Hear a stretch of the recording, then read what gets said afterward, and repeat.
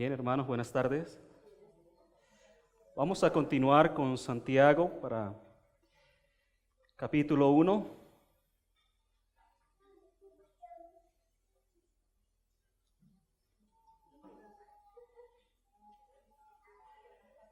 Vamos a estar mirando el versículo 13 al versículo 18. Santiago capítulo 1, verso 13 al 18. Dice así la palabra del Señor. Cuando alguno es tentado, no diga que es tentado de parte de Dios, porque Dios no puede ser tentado por el mal, ni Él tienta a nadie, sino que cada uno es tentado cuando de su propia concupiscencia es atraído y seducido. Entonces, la concupiscencia, después que ha concebido, da a luz el pecado, y el pecado, siendo consumado, da a luz la muerte. Amados hermanos míos, no erréis. Toda buena dádiva y todo don perfecto desciende de lo alto, del Padre de las luces, en el cual no hay mudanza ni sombra de variación. Él, de su voluntad, nos hizo nacer por la palabra de verdad, para que seamos primicias de sus criaturas. El título es Un Dios bueno. Hermanos, es natural en las personas, cuando algo sale bien en sus vidas, referirse a el esfuerzo que quizás han dedicado a lo que lograron, o quizás al precio que han pagado para alcanzar la meta que se hayan propuesto. Pero cuando las cosas no salen bien, se mira siempre a alguien más para culparlo de esta situación. Y eso es así desde el principio. Si recordamos a Adán y Eva en el Edén y viene el pecado, la respuesta al Señor que le da a Adán es: la mujer que me diste. Y la respuesta de la mujer es: la serpiente me engañó. Es evidente que aún desde el principio con Adán y Eva, Adán implicara dentro de su respuesta al Señor que la culpa en realidad era de él. La mujer que tú me diste me hizo comer. Es decir, al final la culpa de lo que he hecho es tuya, atribuyéndole la culpa al Señor. Bueno, esto en realidad no cambia mucho a lo largo de la historia humana. El versículo 13 dice: cuando alguno es tentado, no diga. Fíjese cómo nuevamente Santiago se está refiriendo a lo que nosotros hablamos, decimos. Primero dijo: pide, habla, pide sabiduría. Ahora está diciendo: esto no lo debes decir. No diga que es tentado de parte de Dios. Este es mi primer punto. No digas. En tiempos de prueba, el gozo se oscurece y oscurece nuestras vidas si perdemos la visión correcta de quién es Dios. En medio de las pruebas que nosotros podamos estar atravesando, normalmente nuestra vista se nubla un poco y comenzamos a decir ciertas cosas que en realidad no son. Recordamos a los judíos en la antigüedad, y Santiago nota esa tendencia aún en estos hermanos cristianos, judíos, en culpar de estas pruebas a Dios, de estas tentaciones a Dios, con todas sus consecuencias. Y es ahí donde pasa directamente a hablar de los pecados de la lengua, que son tan típicos en los judíos y que van a tratar ampliamente en el capítulo 3 de esta misma carta. Hablar del prójimo es grave, pero peor aún es hablar mal de Dios.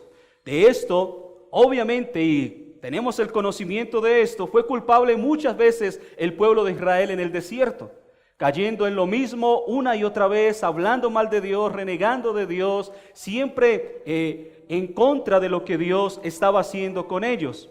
Habían sido convencidos de salir de Egipto por Dios y estaban en problemas, sin comida ni bebida, según los israelitas, y decían ellos que cambiaron ollas de carne por un futuro muy incierto. Bueno, ese pensamiento quizás que tenían los judíos no cambia con los cristianos. Lo que Santiago escuchaba era que los judíos cristianos seguían hablando mal de Dios. dicen que son tentados por Dios, porque Él dice, no digas que eres tentado, es decir, que algunos ya lo estaban diciendo, que Dios era quien los estaba tentando. Entonces, aquí se hace necesario que nosotros reflexionemos. ¿No escuchamos también nosotros a nuestro alrededor y peor aún en nuestro propio corazón este mismo razonamiento? Este es nuestro pensamiento. El mal viene del pecado y el pecado viene del diablo. El diablo es un ángel caído y los ángeles han sido creados por Dios. Por lo tanto, y en final de cuentas, el mal viene de Dios. Muchos llegan a pensar de esta manera. Y es como si dijéramos, Dios debe haber cometido un error. Cuando Él construyó toda su creación, toda la creación en torno a lo que el propósito que Él tenía, Dios se equivocó. Porque si no, el hombre nunca hubiera errado en su camino. Así convertimos la caída en el pecado en un accidente laboral de lo cual hacemos responsable a Dios. ¿Cuántas veces se habla mal de Dios? ¿Cuántas veces se blasfema del nombre del Señor en nuestra misma presencia? Y nosotros no nos damos por entendido, no tenemos quizás el carácter o la fuerza suficiente para defender el nombre de Dios. ¿Será que cuando se habla mal de Dios alrededor tuyo no te duele? ¿No te afecta? ¿No te sientes afectado por lo que están diciendo, por lo que están hablando? ¿Será que simplemente lo escuchamos y dejamos pasar todas estas cosas? Porque esto debería entristecernos. Escuchar que se blasfema del nombre del Señor, que se habla mal de Dios, debe entristecer nuestro corazón, debe afligirnos, y más aún cuando es en medio de nosotros como cristianos. Porque quienes estaban hablando ahí mal de Dios eran los creyentes. Ahora, es aquí donde nosotros debemos aceptar el llamado que nos hace Santiago de entrar en la defensa de Dios. Obviamente entendemos que Dios no necesita a nadie que lo defienda, Él se puede defender muy bien solo. Pero el hecho es que es muy gratificante que Santiago muestre a los hermanos lo equivocados que están. Ese concepto tan equivocado que tienen de Dios. Es como si saliera a la defensa de nuestro Señor. Santiago se está poniendo en medio de esto. Lo primero que vemos que él dice es, no es Dios. El culpable aquí no es Dios. Si estás en prueba, si estás en tentación, aquí el culpable no es Dios. Lo primero que dice él es que Dios no puede ser sorprendido, no puede ser tentado, no puede ser vencido por el mal, ni tentar a nadie a hacer el mal. La verdad es que quien culpa a Dios, en realidad lo que procura, como siempre se procura la persona que quiere excusarse, es culpar a otra persona. Bueno, en este caso se procura culpar a Dios para librarse de su propia responsabilidad. Cuando Adán dice, fue la mujer que me diste, lo que él estaba diciendo es, no es culpa mía, es ella y eres tú. Y normalmente cuando a nosotros se nos confronta con alguna verdad, con algo que nosotros hemos hecho mal, lo normal es que nosotros siempre culpamos al otro. No es que usted no conoce a mi esposo, no es que usted no sabe cómo él se comporta, mire mi esposa, usted no sabe quién es ella, usted no vive con ella, usted no conoce a mis hijos. Usted no va al trabajo donde yo voy, usted no tiene el tipo de jefe que yo tengo. Bueno, no necesitamos conocer quién es tu esposo, tu esposa, tu jefe, con quien tengas la diferencia. No necesitamos conocerlo. Pero lo que sí necesitamos conocerte es a ti, porque tú eres el creyente, porque tú eres el que tiene que vivir una vida diferente, porque tú eres el que tiene que mostrar y defender el honor de Dios. Dios no hace estas cosas. En realidad lo que dice Santiago es que soy yo, somos cada uno de nosotros.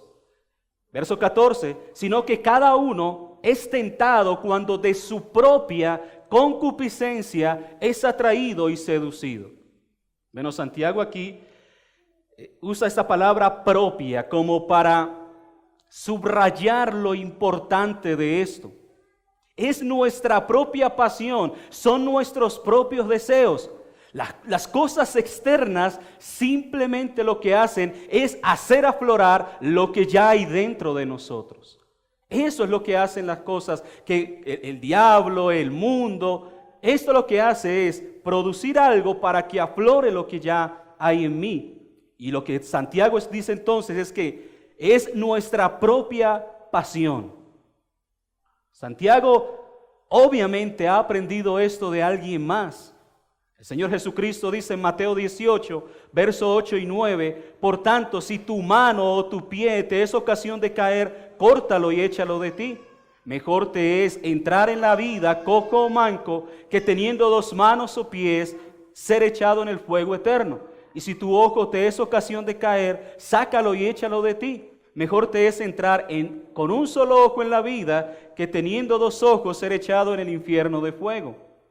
Hermano, sea tu mano, tu pie, tu ojo, sea lo que sea que te tienta, sea lo que sea que captura tu mente para llevarla a pecar, sea cual sea la cosa que te está desviando del propósito de Dios, viene de ti mismo, es tu propia concupiscencia.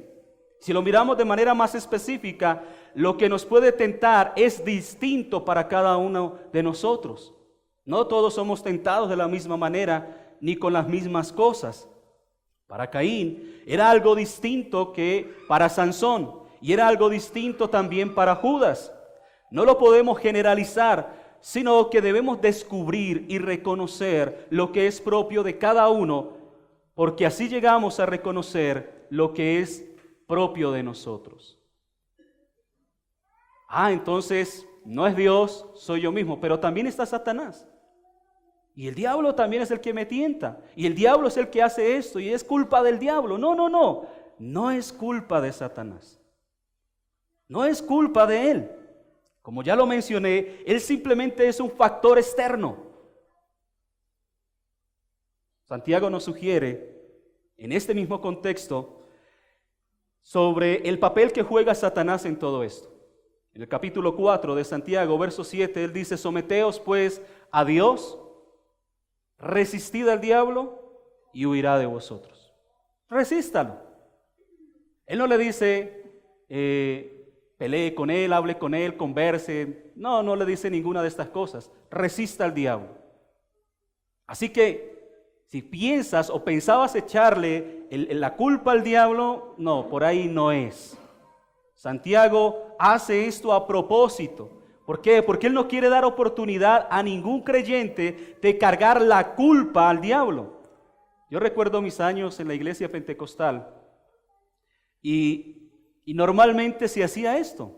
Cuando había algún pecado, entonces el espíritu de adulterio, el espíritu de fornicación, el espíritu de robo, y todo era culpa del diablo, o de algún demonio, o de algún espíritu, y nunca la culpa recaía sobre el que comete la acción, el que hace el pecado, el que está ahí. Y eso es lo que quizás muchos creyentes estaban haciendo también en el tiempo de Santiago. Y lamentablemente hoy día todavía muchos, como ya no pueden culpar a nadie, pues lo más fácil es culpar al diablo.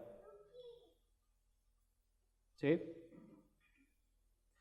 Bueno, la verdad aquí es que Santiago ahora aborda cómo es el asunto del pecado, el nacimiento del pecado. Santiago lo que está diciendo es, guárdense de sí mismos, guárdese usted de usted mismo. Y recuerdo las palabras de Pablo a Timoteo cuando le dice, ten cuidado de ti mismo. Yo pienso que la vigilancia nuestra como creyentes debe estar muy enfocada en nosotros.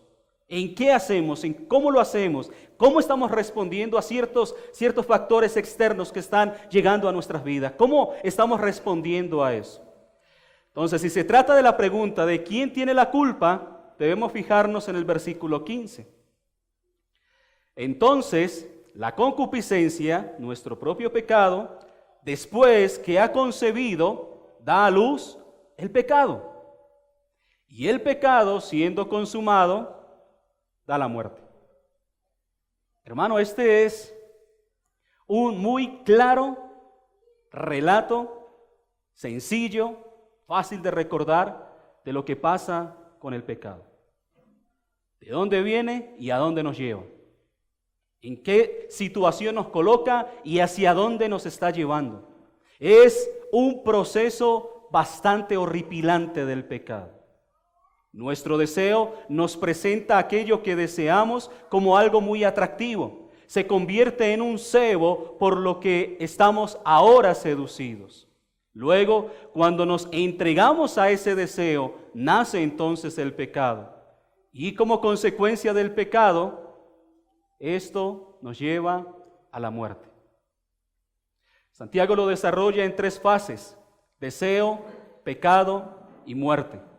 Esta es la imparable rueda de la creación de la que hablará más adelante en el capítulo 3, verso 6. Y la lengua es un fuego, un mundo de maldad. La lengua está puesta entre nuestros miembros y contamina todo el cuerpo e inflama la rueda de la creación, y ella misma es inflamada por el infierno.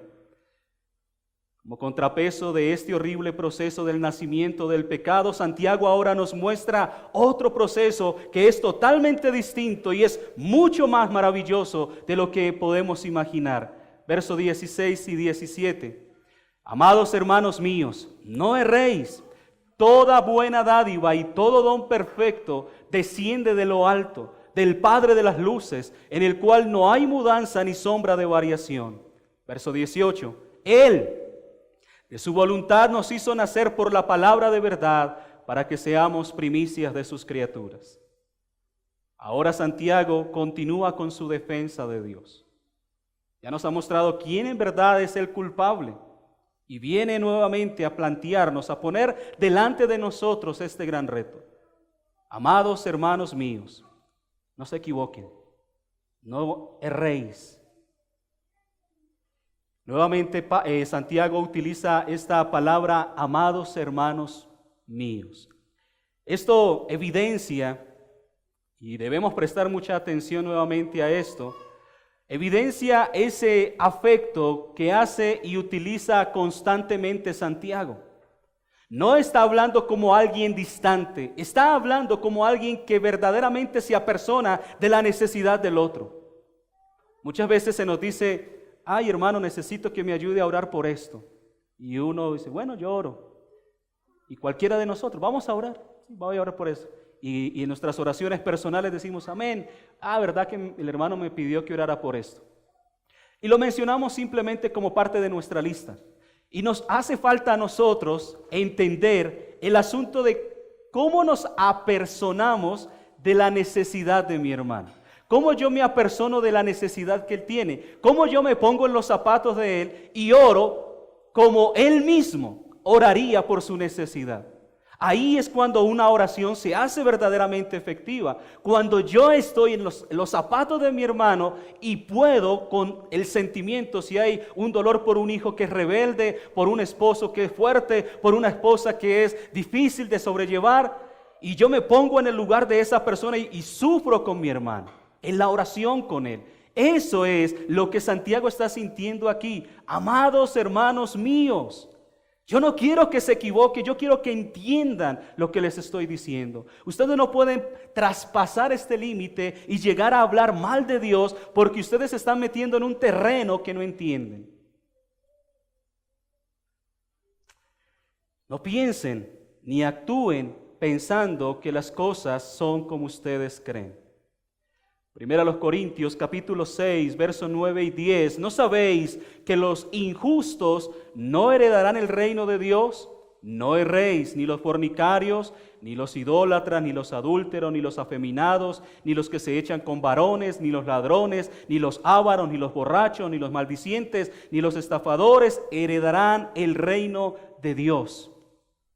Dios claramente nos dice que ninguna de estas personas heredarán el reino de Dios. Claramente entonces podemos pensar y concluir que Dios nunca llevaría a una persona a cometer tal acto.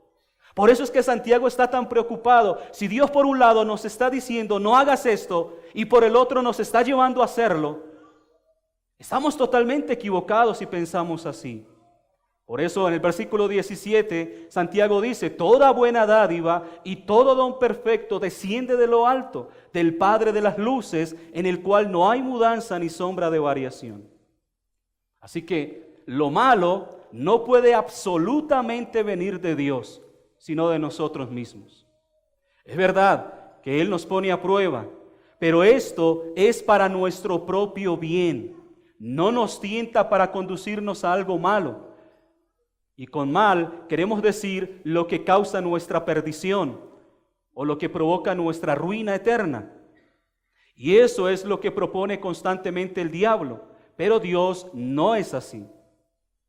Dios nos da toda cosa buena, todo don perfecto viene de Él. Ahora, hay una mentira detrás de cada adversidad que afecta a los hijos de Dios. Se esconde una buena dádiva detrás de cada prueba. Hay una mentira que nosotros a veces tenemos y es creer que lo que Dios permite en cierta medida siempre va a ser malo. Pero la verdad es que de la prueba de Dios, de lo que Dios está haciendo en nosotros, detrás de esto hay algo que es muy bueno para nosotros. Sea cual sea la situación que tú atravieses, sea cual sea la prueba que estés viviendo, detrás de ella, algo que quizás tú todavía no percibes, está Dios obrando para tu bien. Esperaba que todos dijeran amén, pero bueno. El hecho es que esta es la verdad. Tú no lo entiendes. Tus ojos están velados por el momento que estás viviendo, pero tras de estas cosas hay algo bueno. Y tras de esta buena dádiva surge el gozo, ¿recuerdan del versículo 12? Esa dicha, esa felicidad de entender que esto que estoy viviendo, detrás de esto hay algo bueno y que puedo estar contento, que puedo estar feliz, que puedo estar alegre, disfrutar aún de la prueba, porque sé que Dios está obrando en mi favor. Qué bueno sería que nosotros llegáramos a tener esa claridad en medio de las pruebas.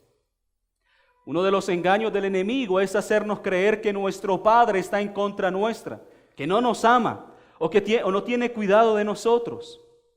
Génesis 3, 1 al 5 es el ejemplo. Pero la serpiente era astuta más que todos los animales del campo que Jehová Dios había hecho, la cual dijo a la mujer, con que Dios os ha dicho, no comáis de todo árbol del huerto. La mujer respondió a la serpiente, del fruto de los árboles del huerto podemos comer, pero del fruto del árbol que está en medio del huerto de Dios, no comeréis de él, dijo Dios, no comeréis de él ni lo tocaréis, para que no muráis. Entonces la serpiente dijo a la mujer, no moriréis. Sino que sabe Dios, ahí viene el veneno, sabe Dios que el día que comáis de él, serán abiertos vuestros ojos y seréis como Dios, sabiendo el bien y el mal. Claramente Satanás le insinúa a Eva que Dios no los ama. Pero es claro, ya para nosotros hoy día, que en realidad sí. Pero normalmente nosotros tenemos este mismo concepto.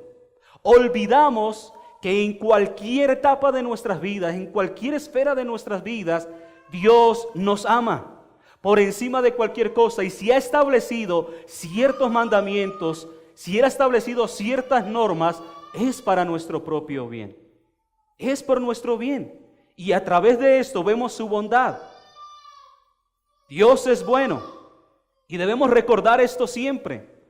No solamente cuando te está yendo bien. Cuando recibes tu quincena, o cuando recibes la prima, o cuando, no sé, compras un carro o una casa. No, Dios no solamente te ama en esos momentos. Dios te ama siempre, aun cuando la estás pasando mal. Y si Él es bueno, no necesitas nada más. Es precioso el Salmo 23, y muchos lo recitamos de memoria. Y dice, el Señor es mi pastor, nada me falta. El pensamiento del salmista en ese salmo es muy impresionante. Es como si él estuviera diciendo, el Señor es mi pastor, es mío, me pertenece, Él me pastorea, y si lo tengo a Él, no tengo necesidad de nada más. Y esto es parte de lo que nosotros debemos entender en nuestra vida cristiana. Si tenemos al Señor, puede que no tengamos abundancia, riqueza, ni siquiera salud, pero tenemos al Señor. Y si lo tenemos a Él, nada nos falta. No tenemos necesidad de ninguna otra cosa. Pero cuando empiezas a dudar de la bondad de Dios, serás atraído a los ofrecimientos de Satanás y nuestros deseos morderán su carnada. Deuteronomio capítulo 6, verso 10 al 15. Cuando Jehová tu Dios te haya introducido en la tierra que juró a tus padres, Abraham, Isaac y Jacob, que te daría, en ciudades grandes y buenas que tú no edificaste, y casas llenas de todo bien que tú no llenaste, y cisternas cavadas que tú no cavaste, viñas y olivares que no plantaste, y luego que comas y te sacies, cuídate de no olvidarte de Jehová, que te sacó de la tierra de Egipto, de casa de servidumbre. A Jehová tu Dios temerás, a Él solo servirás, y por su nombre jurarás. No andaréis en pos de dioses ajenos, de los dioses de los pueblos que están en vuestro contorno, porque el Dios celoso, Jehová tu Dios, en medio de ti está, para que no se inflame el furor de Jehová tu Dios contra ti y te destruya de sobre la tierra. Moisés previno a Israel para que no se olvidaran de la bondad de Dios. Cuando empiecen a disfrutar de su bendición, no se olviden de Dios. Cuando estemos en la escasez, necesitamos de esa advertencia. Pero también cuando estemos en la abundancia, si el Señor así lo quiere, no podemos olvidarnos de Dios. Dios solo da cosas buenas. Por lo menos eso es lo que estamos viendo. Aunque muchas personas no lo acepten. Todo lo bueno proviene de Dios. Lo que no es de Dios no es bueno. Si es de Dios, es bueno, aun si no lo apreciamos inmediatamente y con facilidad. Debemos aprender que todo lo que Dios nos da es bueno. Segunda a los Corintios, capítulo 12, verso 1 al 10. Ciertamente no me conviene gloriarme, pero vendré a las visiones y a las revelaciones del Señor. Conozco a un hombre en Cristo que hace 14 años y en el cuerpo no lo sé. Si fuera del cuerpo no lo sé, Dios lo sabe. Fue arrebatado hasta el tercer cielo. Y conozco a tal hombre, si en el cuerpo o fuera del cuerpo no lo sé, Dios lo sabe. Que fue arrebatado al paraíso, donde oyó palabras inefables que no le es dado al hombre expresar. De tal hombre me gloriaré, pero de mí mismo en nada me gloriaré, sino en mis debilidades. Sin embargo, si quisiera gloriarme no sería insensato, porque diría la verdad. Pero lo dejo para que nadie piense de mí más de lo que en mí ve u oye de mí. Para que la grandeza de las revelaciones no me exaltasen desmedidamente, me fue dado un aguijón en mi carne, un mensajero de Satanás que me abofetee para que no me enaltezca sobremanera. Respecto a lo cual 3 veces he rogado al Señor que lo quite de mí, y me ha dicho, bástate mi gracia, porque mi poder se perfecciona en la debilidad. Por tanto, de buena gana me gloriaré más bien en mis debilidades, para que repose sobre mí el poder de Cristo. Por lo cual, por amor a Cristo, me gozo en las debilidades, en afrentas, en necesidades, en persecuciones, en angustias, porque cuando soy débil, entonces soy fuerte. Hermano, esto es el resumen de lo que quiero decirles. Dios nos da cosas maravillosas y es bueno que nos las dé. Y debemos estar agradecidos con Dios por eso. Experiencias gloriosas, cosas preciosas que nos concede. Pero también hay cosas que no son tan, digamos así, tan buenas para nosotros en nuestro entendimiento, pero que vienen de parte de Dios y tienen ese propósito de Dios. Y que aparentemente no podemos pensar en ellas como con agrado. Pablo estaba enfermo y oró al Señor. Y el Señor le dijo, no te voy a quitar esa enfermedad o lo que estés viviendo, pero te doy gracia. Y la gracia te debe bastar. Yo voy a estar contigo, yo te voy a acompañar, nunca te voy a abandonar. Sea cual sea la situación, sea en abundancia, sea en escasez, sea en salud, sea en enfermedad, Dios estará presente y Dios está utilizando cada una de esas situaciones para el bien tuyo. La manera en que Dios da es buena. No solamente que Dios es bueno, sino la manera en que Dios da, las cosas que Él da son buenas. ¿Por qué? Porque hay una manera de dar que no expresa amor. El valor de algún regalo que demos puede disminuir dependiendo del modo en que lo demos. ¿Cómo usted da el regalo? Porque me tocó. ¿Sí? Me invitaron a la fiesta y me tocó llevar el regalo, obligado, y me tocaba ir. Pero es diferente cuando usted quiere y le nace de su corazón dar algo. Bueno, Dios nos da esto. Cuando Dios da, Él lo hace con gracia y con amor. Lo que Él da y el modo que lo da es bueno. Dios da con constancia. La manera en que el texto expresa el dar de Dios en tiempo presente denota un dar constante. La manera en que el texto lo expresa nos muestra que es permanente. Desciende de lo alto, que sigue llegando constantemente. Es como una lluvia que no para, que no se detiene. No es algo simplemente ocasional o circunstancial, es algo constante. Aun cuando no vemos sus dádivas, Él nos está dando. Dios no cambia y es imposible que Él cambie. Él es santo y es imposible que sea menos santo o que sea más santo. Él nunca cambia. Y esto debería estar o darnos a nosotros la seguridad de ese amor permanente. Si Dios te amó un día, Dios te seguirá amando siempre. No importa lo que tú hagas, no importa lo que tú pienses, Dios te seguirá amando. Amén. Sí, Él lo hará. Porque Él ha decidido hacerlo. No debes dudar, por lo tanto, de Él. Hay un ejemplo bastante impresionante con el rey David. Segundo de Samuel, capítulo 12, versos 7 y 8. Entonces dijo Natán a David: tú eres aquel hombre. Así ha dicho Jehová, Dios de Israel: yo te ungí por rey sobre Israel y te libré de la mano de Saúl y te di la casa de tu señor y las mujeres de tu señor en tu seno. Además te di la casa de Israel y de Judá. Y si esto fuera poco, te habría añadido mucho más.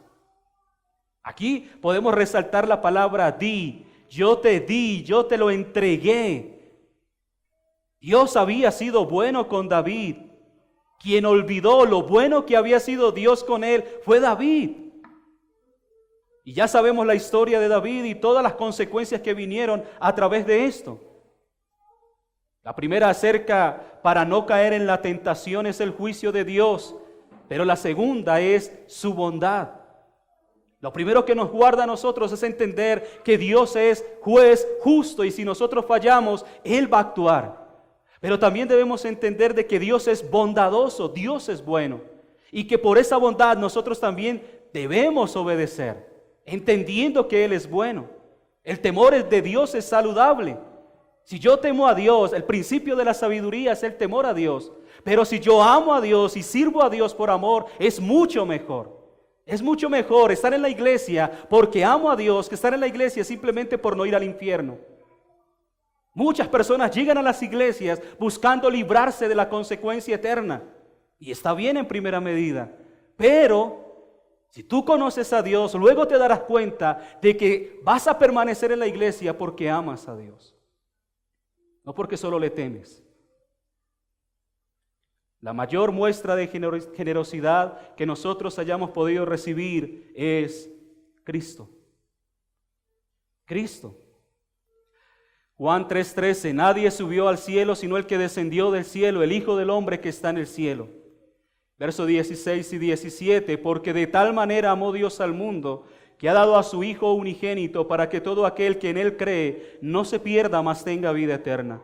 Porque no envió Dios a su Hijo al mundo para condenar al mundo, sino para que el mundo sea salvo por Él. Este es el don de Dios. Toda buena dádiva y todo don perfecto es Cristo, ese don perfecto. ¿Para bendición de quién? Del que cree. Lo que Dios da siempre ha sido y será mejor que lo que Satanás ofrece. Lo que Satanás ofrece nunca es un regalo. Él siempre cobra. Proverbios 10:22. La bendición de Jehová es la que enriquece y no añade tristeza con ella. Así que la próxima vez que seas tentado, la próxima vez que seas probado, medita en la bondad de Dios. Medita en lo bueno que Dios ha sido contigo. Si necesitas algo, espera que sea Dios quien te lo provea. No juzgues con la tentación. Sé paciente, espera. Entiende que Dios es bueno, que Él es bondadoso y que Él siempre te dará lo mejor. Amén. Oramos. Amado Señor, Tú eres bueno, siempre has sido bueno y en todo momento de nuestras vidas has sido bueno. Has utilizado, Señor, nuestras vidas, lo que hemos vivido, nuestras faltas, nuestros pecados, nuestros errores, para tenernos hoy día donde nos tienes. Has sido bueno, Señor. Nos das vida, nos das esperanza, nos das una familia, nos das el sustento, nos das tantas cosas y nosotros simplemente olvidamos. Estamos tan enfocados en aquellas cosas que no tenemos, que olvidamos lo que tú, Señor, nos has dado.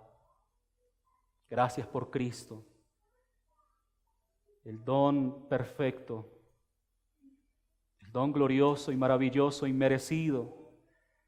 Gracias porque a través de Él hoy tenemos esa esperanza eterna. Gracias, Señor, porque tú hoy nos haces ver y entender todo lo bueno que has sido con nosotros. Perdónanos. Perdónanos, Señor, porque no hemos sido agradecidos. Hemos sido rebeldes muchas veces. Perdónanos porque hemos tenido corazones duros. Ayúdanos. Ayúdanos, Señor.